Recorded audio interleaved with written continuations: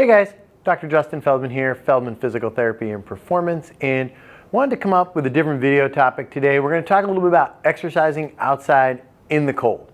So if you're like us in the Northeast or many other places in the country and the world, it's wintertime, and unfortunately due to everything going on with COVID, some of our best options are to exercise outside. And personally, for me, I'm an outdoors guy. I love to exercise outside. I'd prefer to be outside over in any day. And so this is something I've been doing for a long time. I've got a good skiing background, spend a bunch of time outside doing outdoor activities all winter. In fact, I kind of like outside stuff in the winter better than in the summer. I'm just not a fan of the heat. So I thought it'd be a good opportunity to come on and chat about some easy recommendations, things that you can do.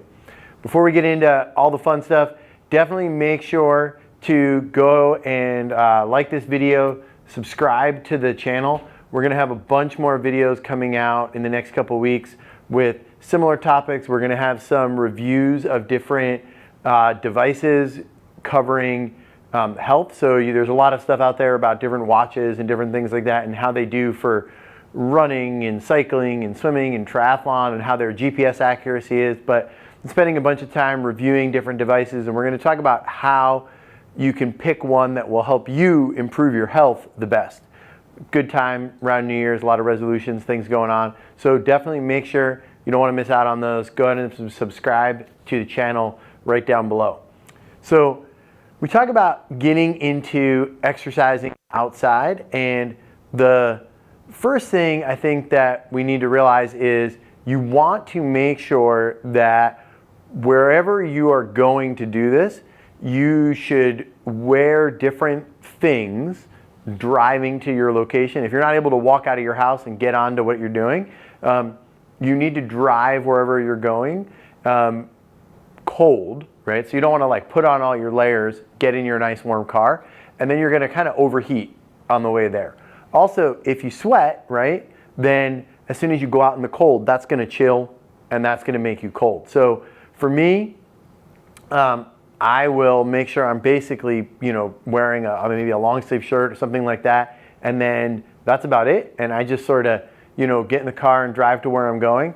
I always change my socks before I go out from whatever I wore in the car to what I'm going to wear when I'm doing, whatever I'm doing outside. If I'm going hiking or snowshoeing or doing a little like backcountry skiing or anything like that, you want to change your socks so that your feet will sweat just in the car on the way there, and then that will make you get cold. And then when you get to where you're going, okay, as you go, make sure you don't layer up too soon. So if you have to get your gear organized to get things ready, make sure you really set yourself up to kind of start out a little bit cold, because once you get moving, you're going to warm up, and you really don't want to overheat and get all sweaty.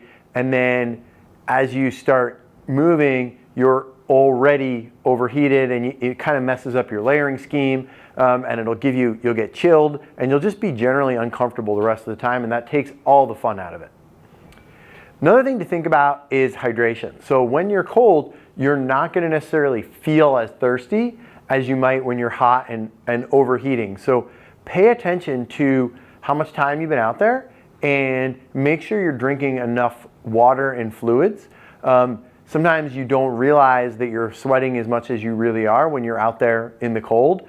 And so another easy thing, make sure, drink a bunch of water. I like to even pay attention by measuring it out. You have a bottle, you can see it, throw it in your pack or whatever you're using, and make sure you're drinking enough water while you're going.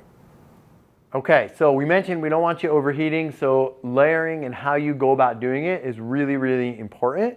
And basically, every layer in your scheme has a purpose.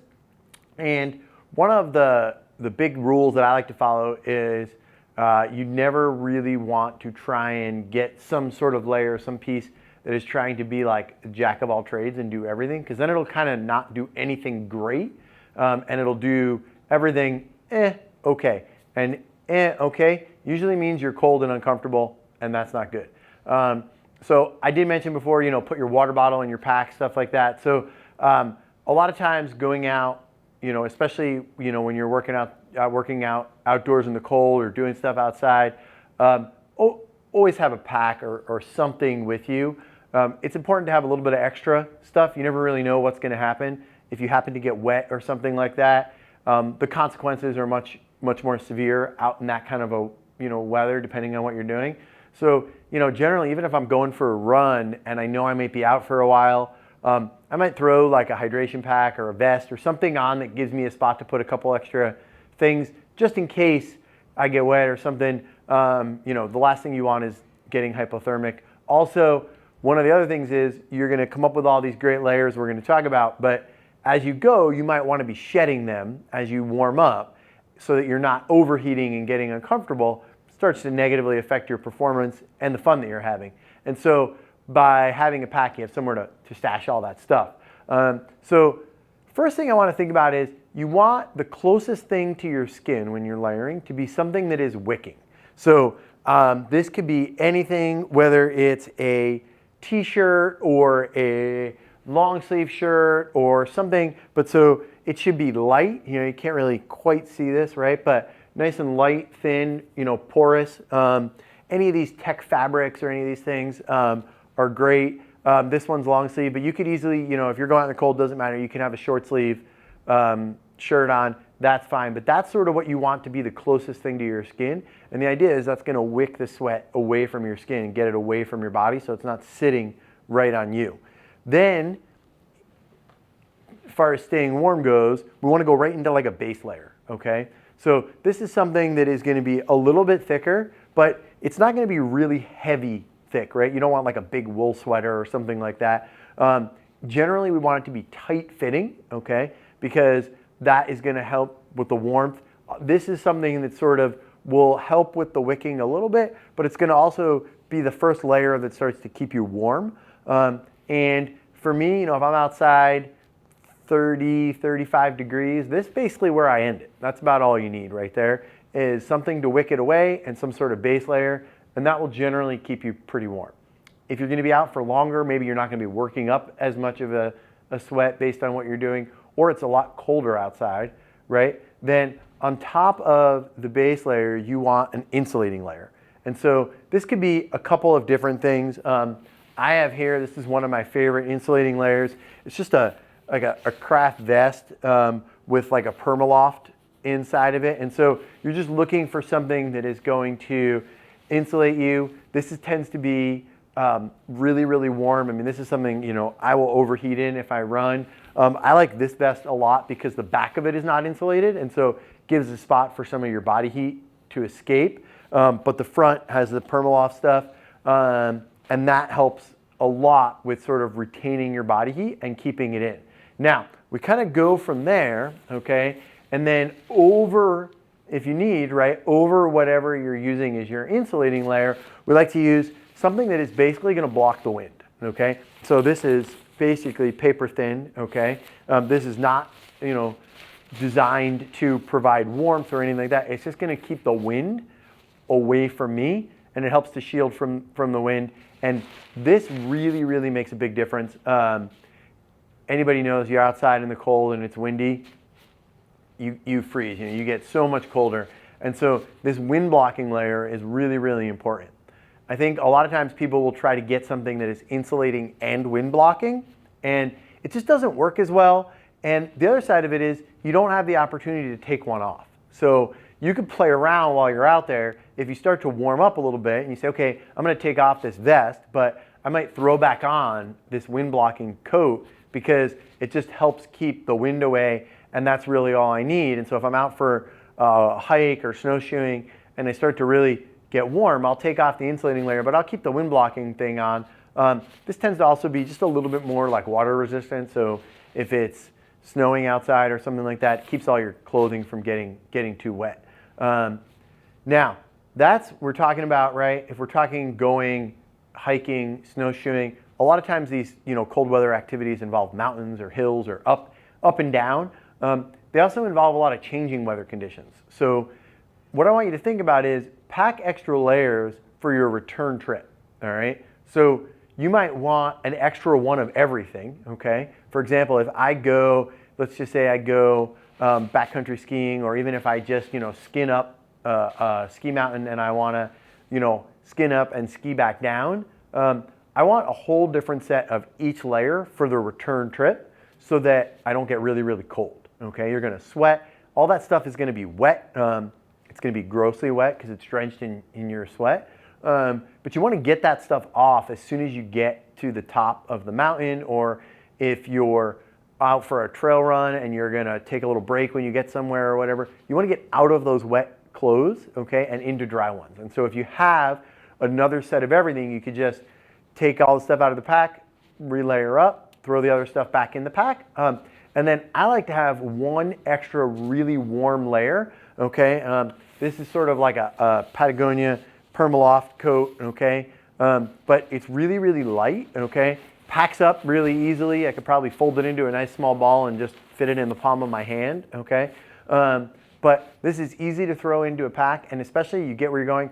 And if you're gonna take a break, I'll throw this on while I'm resting and then take it off either for the way down if I'm gonna be working up a sweat on the way down, or if not, I'll keep it on, because as your body gets really warm on the way up, all right, we don't want it to get really, really cold on the way back down and you get yourself in a bad spot when you get to the other side.